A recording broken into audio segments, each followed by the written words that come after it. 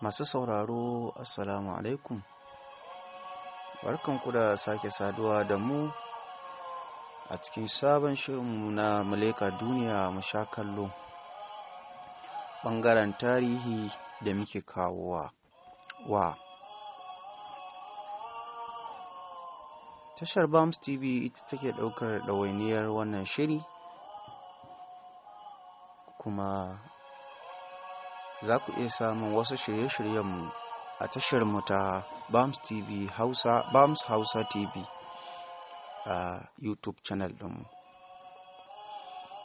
Kamar kullum labarai muke kawowa na wasu ƙabilu waɗanda suka shahara a duniya. A yau, wanda shine farkon shirinmu, za mu kawo labari ne ko tarihin Larabawa.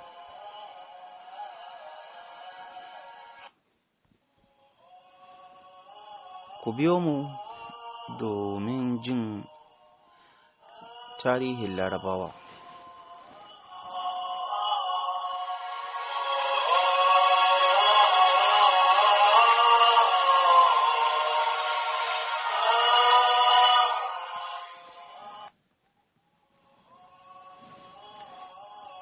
A ina aka fara samun asalin Larabawa? Wasu masu bincike sun yi imani da cewa Larabawa da Semites gaba ɗayansu al'ummomi ne da suka fito daga gabas, musamman daga yankin babban bashin lantarki na Larabawa kafin ya zama tekun Fasha. Yayin da wasu bincike na baya-bayan nan ke cewa Semites sun taso ne a yankin gabashin Rasha, a gabashin Bahar Rum a wajen shekara 4000 BC, sannan suka yi hijira zuwa yankin Larabawa da Habasha daga baya.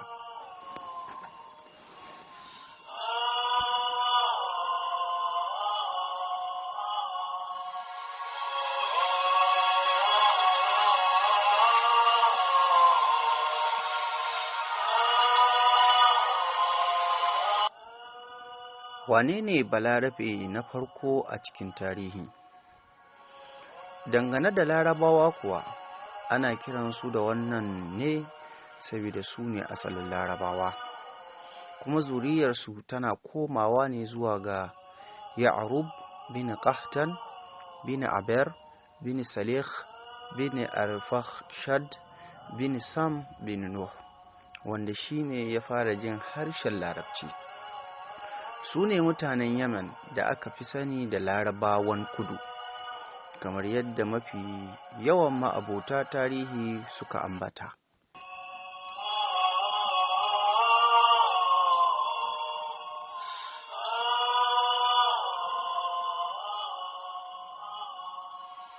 Wane ne asalin Balarabe, kuma me yasa? An ce dukkan Larabawa suna da alaƙa da Ismail bin Ibrahim, tsira da amincin Allah su tabbata a gare su duka su biyu. Magana ingantacciya ita ce Larabawa ne kafin Ismail, kuma mun kawo cewa Larabawa ne. Daga cikinsu akwai Samudawa, Tams, Jadis, Umum, Jarhum, Amalikawa da sauran al'ummai waɗanda Allah kaɗai ya sani. Sun kasance a gaban Hebron, tsira da amincin Allah su tabbata a gare shi, kuma a zamanin sama.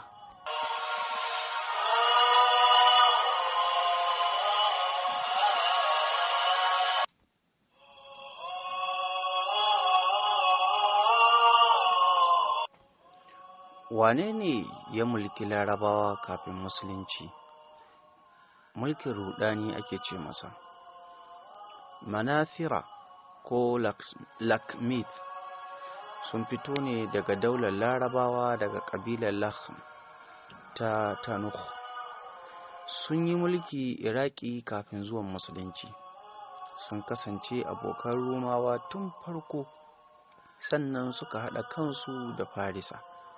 sarakunansu suka ɗauki laƙabin sarkin larabawa, wanda shine laƙabin da sarakunan Hatra suke kiran kansu.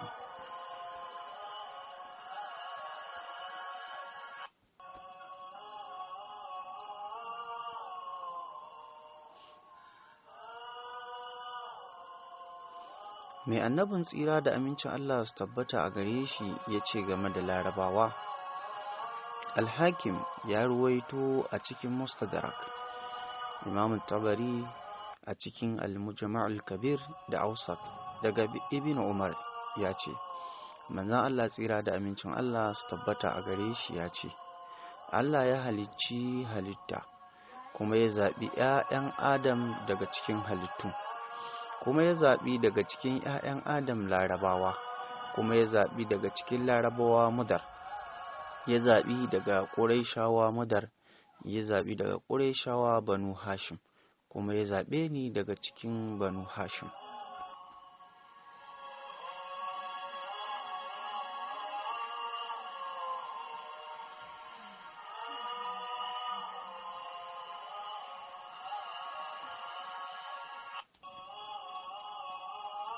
Shin da gaske ne asalin larabawa daga Yemen suke?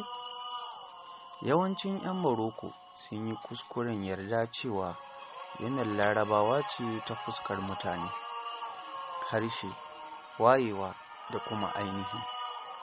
Akwai masu ganin cewa ƙasar Yemen ita ce asalin larabawa da larabawa. Wannan duk ba gaskiya ba ne.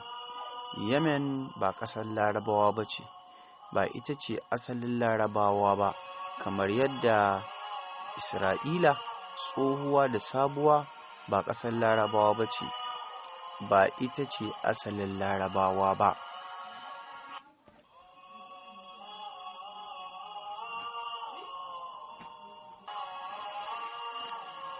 Qurayshawa larabawa ne?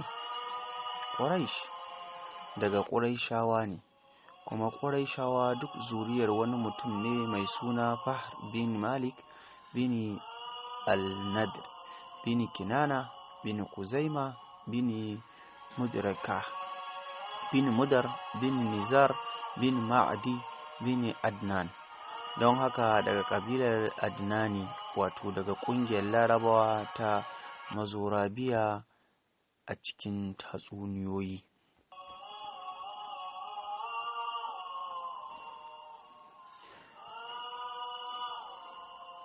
Wani harshe ne kafin harshen Larabci?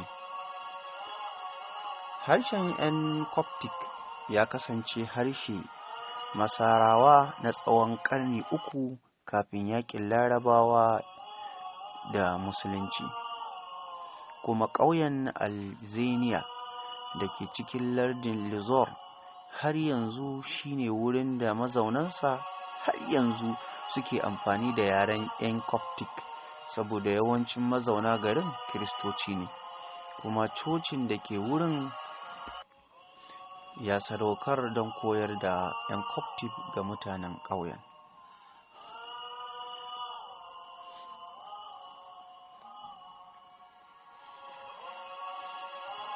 Shekara nawa Larabawa suka yi? Tarihin Larabawa ya fara ne a tsakiyar ƙarni na 9 kafin haihuwar Annabi Isa, kuma shine shaida na farko da aka sani ga tsohon harshen Larabci.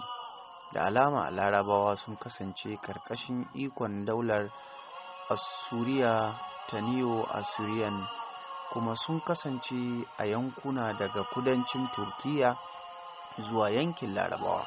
Ƙabilar Larabawa musamman Ghassanid da Manatira sun fara bayyana a kudancin Syria.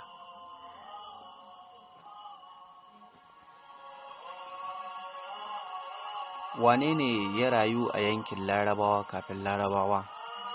Daga cikin wayewar da ta samu a yankin har da wayewar mutanen Ad, waɗanda suke da zama a yankin Larabawa. Masu bincike sun ce matsugunin Adad na cikin Ahqaf da ke kudu. Daga cikin wayewar da ta bayyana a yankin har da wayewar mutanen Samudawa, wanda ake la'akari da shi a cikin rusasshiyar wayewar da ta kunshi ƙabilu da dama. Mai sauraro, a nan za mu dakata a cikin wannan shirin. Ku tara a shiri na gaba domin jin ƙarshen tarihin Larabawa har